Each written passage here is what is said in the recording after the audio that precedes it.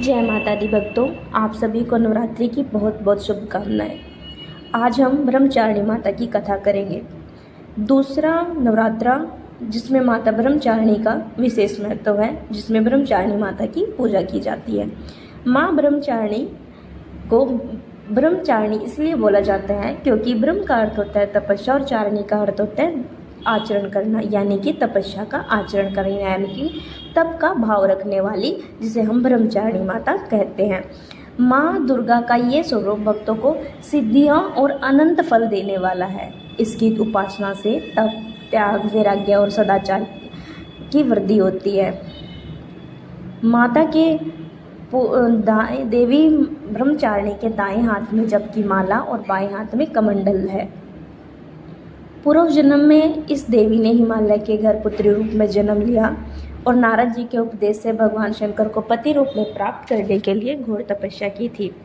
इस कठिन तपस्या के कारण इन्हें तपस्चारिणी अर्थात ब्रह्मचारिणी नाम से जाना जाता है।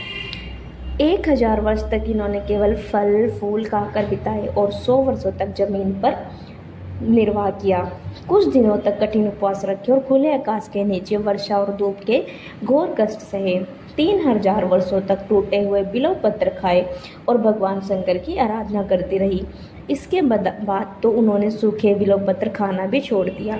कई हजारों वर्षों तक निर्जल और निराहार रहकर तपस्या करती रही। पत्तों को खाना छोड़ देने के कारण इनका नाम अपर्णा पड़ा। कठिन तपस्या के कारण देवी का शरीर एकदम क्षीण हो गया। देवता, ऋषि, सिद्धगण, मुनि सभी ने ब्रह्मचारिणी की तपस्या को अभूतपूर्व पुण्य कृत्य बताया, सराहना की और कहा, हे देवी, आज तक किसी ने इस तरह की कठोर तपस्या नहीं की है।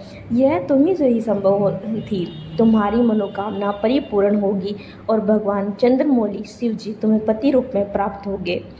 अब तपस्या छोड़कर घर लौट जाओ, जल्द ही तुम्हारे पिता तुम्हें बुलाने आ रहे हैं।